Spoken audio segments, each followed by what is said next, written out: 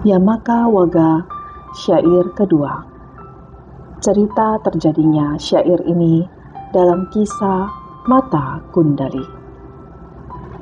Seorang Brahmana bernama Adina Pubaka mempunyai anak tunggal yang amat dicintai dan disayangi bernama Mata Kundali.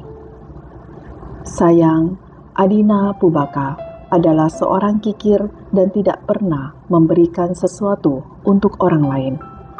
Bahkan perhiasan emas untuk anak tunggalnya dikerjakan sendiri demi menghemat upah yang harus diberikan kepada tukang emas. Suatu hari anaknya jatuh sakit, tetapi tidak satu tabib pun diundang untuk mengobati anaknya. Ketika menyadari anaknya telah mendekati ajal, segera ia membawa anaknya keluar rumah dan dibaringkan di beranda, sehingga orang-orang yang berkunjung ke rumahnya tidak mengetahui keadaan itu. Sebagaimana biasanya di waktu pagi sekali, Sang Buddha bermeditasi. Setelah selesai, dengan mata kebudahan beliau melihat-lihat ke seluruh penjuru. Barangkali ada makhluk yang memerlukan pertolongan.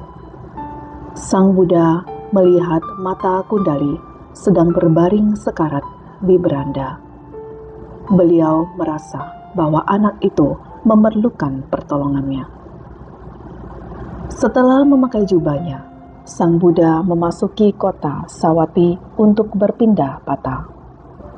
Akhirnya beliau tiba di rumah Brahmana Adina Pubaka.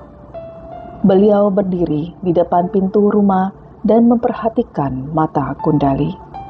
Rupanya Mata Kundali tidak sadar sedang diperhatikan.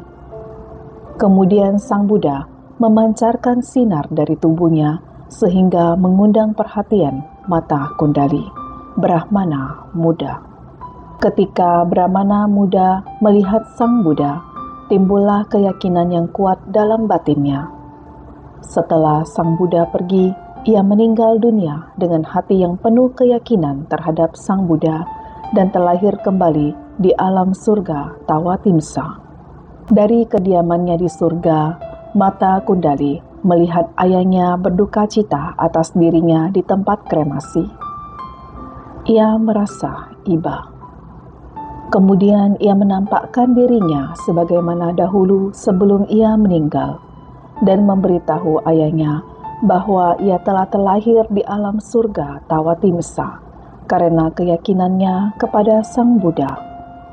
Maka ia menganjurkan ayahnya mengundang dan berdana makanan kepada Sang Buddha. Brahmana Adina Pubaka mengundang Sang Buddha untuk menerima dana makanan.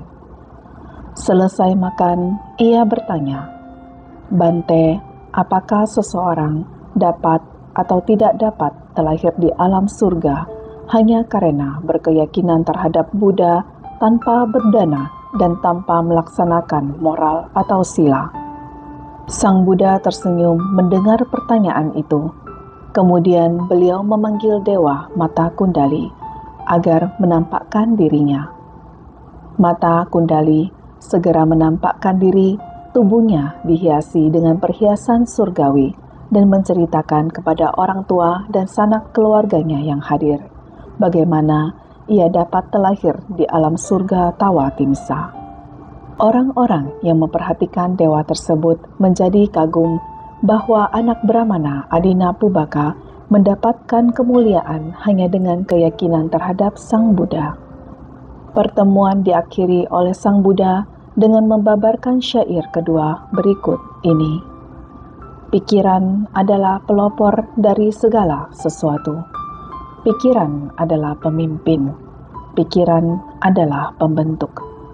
Bila seseorang berbicara atau berbuat dengan pikiran murni, maka kebahagiaan akan mengikutinya, bagaikan bayang-bayang yang tak pernah meninggalkan bendanya.